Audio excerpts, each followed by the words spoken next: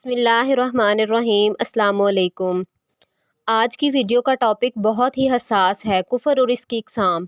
آئیں ہم اپنی اصلاح کریں کہ کہیں ہم کفر کے مرتکب تو نہیں ہو رہے۔ سب سے پہلے ہم یہ دیکھتے ہیں کہ کفر کے معنی ہیں کیا۔ کفر کا معنی ہے انکار کرنا، چھپانا۔ کفر کی دو اقسام ہیں، کفر اکبر اور اصغر۔ کفر اکبر کا مرتکب انسان دائرہ اسلام سے خارج ہو جاتا ہے۔ کفر اکبر کی 5 اقسام ہیں۔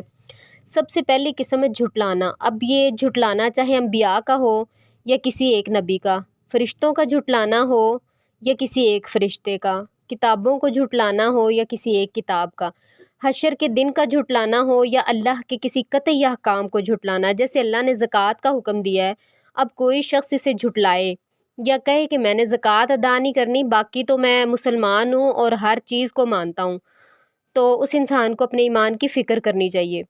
حضرت ابوبکر صدیق رضی اللہ تعالی عنہ نے تو زکوٰۃ نہ دینے والوں کے خلاف جہاد کیا تھا۔ اب آتے ہیں دوسری قسم کی طرف۔ کفر اکبر کی دوسری قسم ہے تکبر۔ آپ حیران ہوں گے کہ تکبر کرنے والا کیسے دائرہ اسلام سے خارج ہو سکتا ہے؟ تو اس کی دلیل یہ ہے، آپ پہلے پارے میں آ جائیں، سورۃ البقرہ میں ارشاد ربانی ہے وَإِذْ قُلْنَا لِلْمَلَائِكَةِ اسْجُدُوا لِآدَمَ فَسَجَدُوا إِلَّا إِبْلِيسَ، اور جب ہم نے فرشتوں کو حکم دیا کہ آدم علیہ السلام کو سجدہ کرو تو سب نے سجدہ کیا سوائے ابلیس کے۔ قابل غور بات ہے کہ پہلے فرشتوں کی لسٹ میں شامل تھا، مگر جب غرور کیا کہ میں آگ کا بنا ہوا ہوں، کیوں اس مٹی کے بنے ہوئے کو سجدہ کروں، تو ہمیشہ کے لیے راندہ درگاہ ہو گیا۔ یہ کفر اکبر کی دوسری قسم تھی۔ اب آتے ہیں تیسری قسم کی طرف۔ کفر اکبر کی تیسری قسم اعراض ہے۔ یاد رکھیں، کفر اکبر کا مرتکب انسان دائرہ اسلام سے خارج ہو جاتا ہے۔ تو کفر اکبر کی تیسری قسم اعراض ہے کہ اقرار بھی نہ کرنا اور انکار بھی نہ کرنا، منہ پھیر کر سائیڈ پر ہو رہنا۔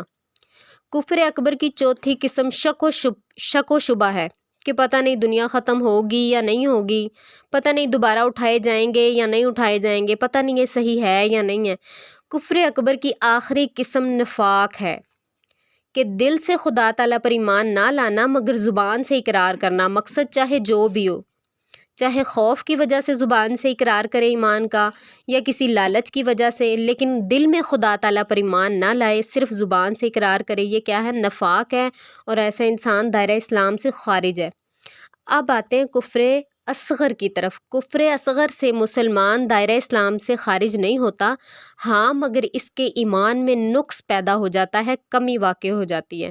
کفر اصغر کی مثال یہ ہے کہ ایک مسلمان کا اپنے مسلمان بھائی کو گالیاں دینا، اپنے مسلمان بھائی کے ساتھ جھگڑا کرنا، یا پھر غیر اللہ کی قسم بھی کفر اصغر میں داخل ہے۔ مثال کے طور پر یوں کہہ دینا کہ مجھے فلاں کی قسم یا تجھے فلاں فلاں کی قسم، اگر میں اس طرح کا کام کروں تو مجھے فلاں کی قسم، یعنی یہ غیر اللہ کی قسم جو ہے کفر اصغر میں شامل ہے۔